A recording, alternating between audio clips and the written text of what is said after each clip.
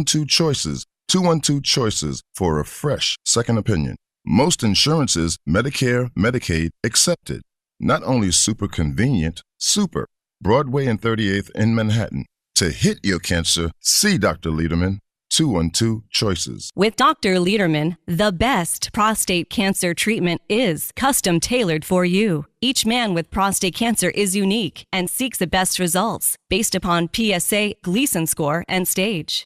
That's why Dr. Lederman's custom tailored prostate cancer treatment is most logical. Not every man should get the same treatment. Dr. Lederman's custom prostate cancer treatment is all outpatient. Our goals are your best results, avoiding radical surgery, maintaining your sexual and urinary function, and your life. Most insurances, Medicare, Medicaid accepted. Call Dr. Lederman at 212 Choices, 212 Choices for a fresh second opinion and free booklet DVD. Not only super convenient, super in Manhattan, 38th and Broadway. To hit the cancer, call Dr. Lederman, 212 Choices. Cherish your life. Custom prostate cancer treatment with Dr. Lederman, 212 Choices. Welcome back to the Radiosurgery Hour. This is Rob Redstone here with Dr. Gil Lederman at the WOR Studios in the heart of New York City. We're just a few steps from the Radiosurgery New York Cancer Treatment Center on Broadway and 38th Street. Dr. Lederman, the leading cancer expert, treats prostate cancer non-invasively. He was the first in New York with fractionated brain radiosurgery, and he's the first in America and in the Western Hemisphere with body radiosurgery. You can also call Dr. Lederman at 212 Choices for a free informative booklet and DVD. Hey, Dr. Lederman, we're back. Hey, we're back. This is Dr. Lederman, the Radiosurgery Hour. We're talking about how to live a healthier life, how to have better treatment, how to have better cancer treatment. We run a cancer treatment center in Manhattan, 38th and Broadway. We're close to you. We're close to all the trains, subways, buses, Penn Station, Long Island Railroad, Grand Central, Port Authority, buses, PATH trains, all within about a 5-10-minute walk to our office, which is really super convenient. So I often talk about hospitals and why you want to stay out of hospitals. There's probably some of you who love hospitals, but it's getting to be fewer and fewer. There was just a study published that care in a hospital cost 183% more than in a private center. So if it cost $100 in a private center like ours, it costs almost $300 in a hospital. But I want to talk about something maybe more important than cost, and that is getting sick in a hospital. There's just an article written by David Newman in the New York Times just a couple of days ago. He's an emergency room doctor in New York City, and he talks about a diagnosis that he and his colleagues are recognizing more and more. It's called post-hospital syndrome. And he writes, it's been long known that hospitals can be the source of illness. 1.7 million Americans develop hospital-acquired infections. That means 1.7 million Americans get infected in the hospital. They didn't have it when they went there. They got infected. And we know about 9% of those people die. So you're talking about tens of thousands of people dying really unnecessarily. But he says that post-hospital syndrome is different and more ominous. He says in a paper from 2013 that Dr. Harlan Krumholtz, a professor at Yale, described a syndrome that emerges in the days and weeks after a hospital stay. Physiologic systems are impaired. It means your body's functioning is impaired. Reserves are depleted, he writes, and the body cannot effectively avoid or mitigate health threats. He called this period of vulnerability post-hospital syndrome. The syndrome was identified as a result of new Medicare rules that hold hospitals responsible for readmissions within 30 days after discharge. So obviously if hospitals get stuck with this bill from what they've done to the patient, they care. And when health systems begin studying patients who return to the hospital, two critical facts, I'm quoting, emerge. The first, that the problem is, quote, common and widespread, occurring after nearly 1 in 5 hospitalizations of patients on Medicare. And second, and they write, even more surprisingly, the majority of the cases represent an illness distinct from the initial hospitalization. So the patient went for one reason, and then within 30 days had to go back to the hospital for a completely different reason. Just getting a phone call here, which I'm going to hold off on. Post-hospital syndrome is not a relapse. It's a state of susceptibility that most often leads to a new affliction. So infections are a known complication of a hospital stay. That's a small category. Others included heart failure, gastrointestinal conditions, mental illness, nutrition-related problems, electrolyte imbalance, and trauma from falls and weakness. Wow. Wow. So where would you rather have your treatment? In the hospital or in an outpatient center that's modern, bright? You come in, get a treatment, 15 minutes, you leave and get out of there. Well, I think most normal people want outpatient treatment. In JAMA last month, Dr. Krumholtz and Dr. Ditsky for the first time described how to fix this. He said the hospital environment is the opposite of healing. The opposite of healing. Now, those of you who have been in hospitals probably know this. Beeping machines, needle sticks, unpredictable waits to see the doctor, unappealing food, sleep deprivation are among the barrage of stresses he cites. The result is, and I'm quoting, that the hospitalized patients are often deconditioned, in pain, malnourished, stress. And we ask, why do the patients return to the hospital? He says, well, maybe it's because of what we've done to them. So you're not alone. If you hate the hospital, you're not alone. It's known. Many people are sick and many people just can't take it. So when you have the choice between outpatient care and others, you might wish to have outpatient treatment with us.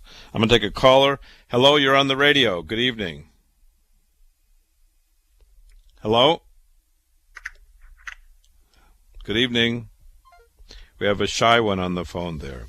So, a new article which is very curious, an article that was just reported in the British Journal of Urology, which is a prestigious journal.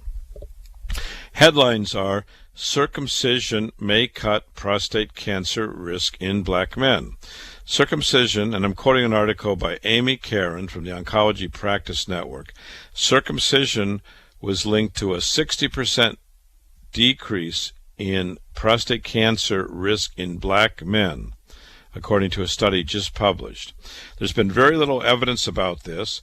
In the study, black men were less likely than white men to be circumcised, 30% versus 40%, and were more likely to have had sexually transmitted infections when they were uncircumcised than circumcised, 28% versus 10%. Now, we know that men who are circumcised are less likely to have cancer of the penis. Their partners are less likely to have cervix cancer.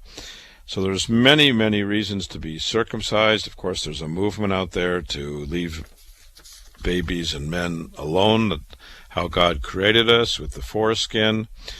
This was a population-based control. It looked at 1,500 men with prostate cancer diagnosed in Montreal between 2005 and 2009, and then it matched a similar number of controls, and they found that circumcision was linked to an 11% decrease in prostate cancer overall in all the men, but the effect did not reach significance statistically except in black men. And black men circumcised at age 36 and older especially. So in all, 2% of the control groups were circumcised compared to 1.3% of the cases. Circumcision, it seems, will decrease prostate cancer in black men, and we know that black men have a doubling of mortality from prostate cancer. So there's many things you can do. One is to come in and get checked, or see a urologist, see your own doctor, get a blood test, the PSA, get a physical exam. Don't ignore it.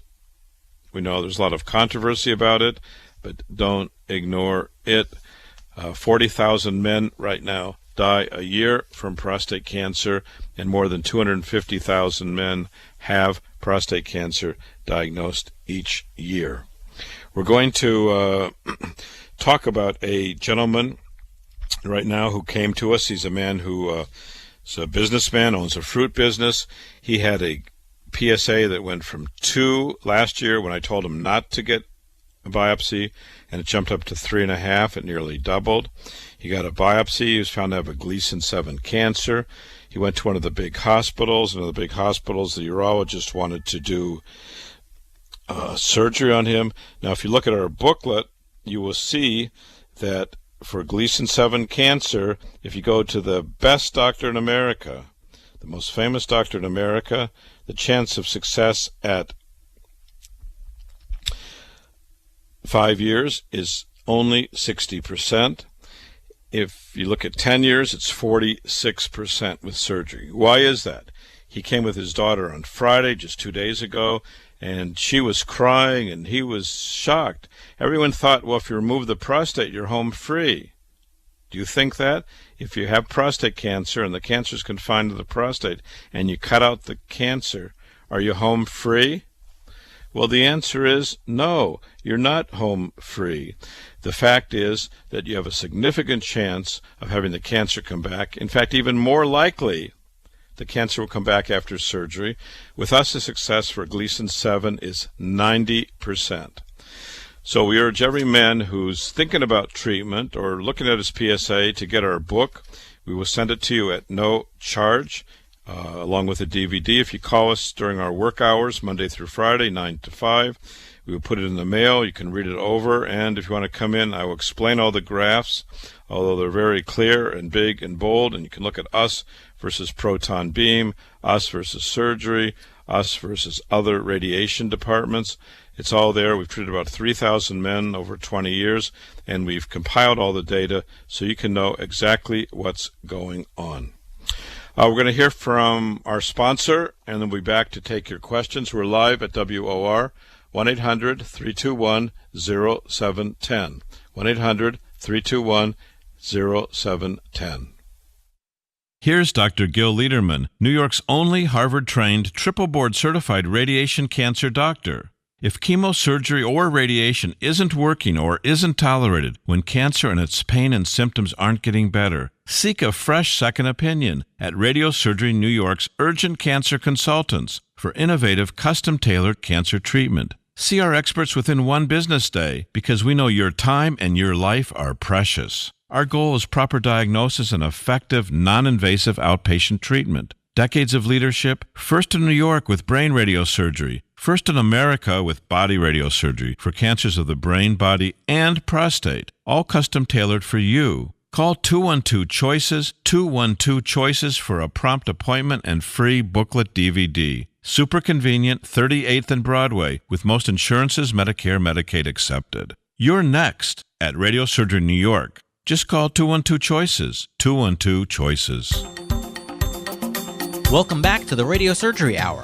This is Rob Redstone here with Dr. Gil Lederman at the WOR Studios in the heart of New York City. We're just a few steps from the Radiosurgery New York Cancer Treatment Center on Broadway and 38th Street. Dr. Lederman, the leading cancer expert, treats prostate cancer non-invasively. He was the first in New York with fractionated brain radiosurgery, and he's the first in America and in the Western Hemisphere with body radiosurgery. You can also call Dr. Lederman at 212-CHOICES for a free informative booklet and DVD. Hey, Dr. Lederman, we're back.